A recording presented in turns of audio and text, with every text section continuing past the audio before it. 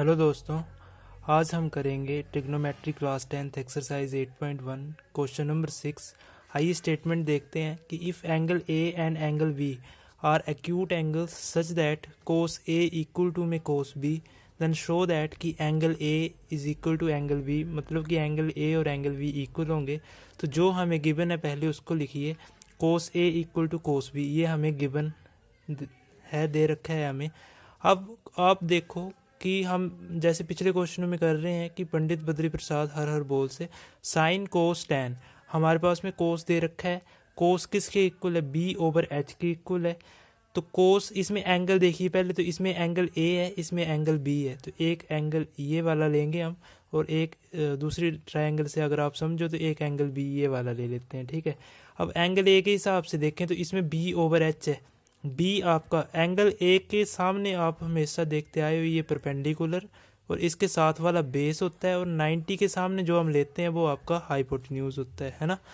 और angle B अगर इस एंगल के हिसाब से देखें तो इसके सामने वाला हमेशा परपेंडिकुलर, साथ वाला बेस, और 90 के सामने किसको लेते हैं हम? हाइपोटेन्यूज को। सारे क्वेश्चनों में ऐसे हो रहा है।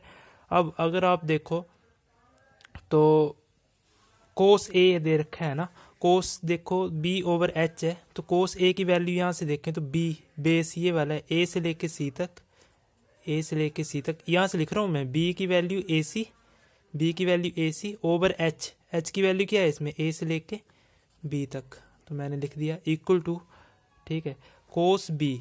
अब इस वाले ट्रायंगल को देखना, अब एंगल बी है हमारा, बी के हिसाब से देख रहे हैं, कोस बी, इसमें बी ओवर एच ही चलेगा। तो इसके हिसाब से बेस कौन सा है? बी से लेके सी तक बेस है, डिवाइड बाय एच। 90 के सामने वाला हमेशा एच होता है, ए से लेके बी तक, ए से लेके बी तक, ठीक है। इतनी बात क्लियर है। अब ये देखिए, ए बी से ए बी कैंसिल आउट हो जाएगा, तो हमारे पास में बचेगा क्या कि ए सी इक्वल टू में बी सी, ठीक है। अब यहाँ से क्या पता चल गया आपको कि ए सी साइड और बी सी साइड दोनों साइड्स क्या है? इक्वल हैं। तो अब अगर आप देखो तो ए सी साइड ये वाली साइड और बी सी साइड ये वाली साइड, मतलब ए सी साइड और बी सी साइड दोनों क्या है? इक्वल है। अगर आप ए सी साइड का सामने का एंगल देखो, दोनों इक्वल साइड्स है ना, तो ए सी ये वाली साइड है, और इसके सामने कौन सा एंगल दिख रहा है आपको? इसके सामने कौन सा एंगल, इस साइड के सामने कौन सा एंगल दिख रहा है आपको? बी। तो ये लिखेंगे बी इज इक्वल टू ये angle B is equal to B C, B C के सामने, बी से लेके सी तक, इसके सामने अगर आप एंगल देखते हो, इस साइड के सामने वाला एंगल देखते हो, अगर आप ये वाला एंगल आएगा ना, बी सी साइड है, इसके सामने वाला एंगल आपका ए चल रहा है, तो ये वाला एंगल है। अब देखिए यहाँ पे रीजन क्या लिखोगे आप? अगर आप रीजन लिखो तो आप लिख सकते हो सिंस एंगल्स अपोजिट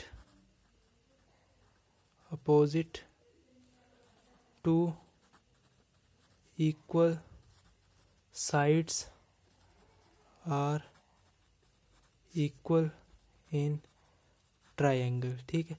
इस रीजन को आप लिख सकते हो, क्योंकि जो एंगल अपोजिट होते हैं to equal sides they are equal in triangle, ठीक है।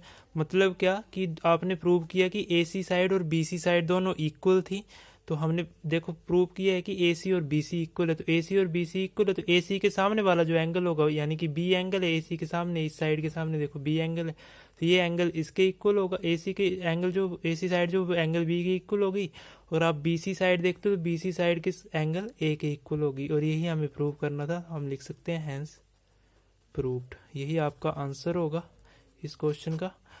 वीडियो अच्छा लगा हो तो चैनल को सब्सक्राइब करें, लाइक करें, कमेंट करें, शेयर करें। Thank you. Thanks for watching this video. Have a nice day.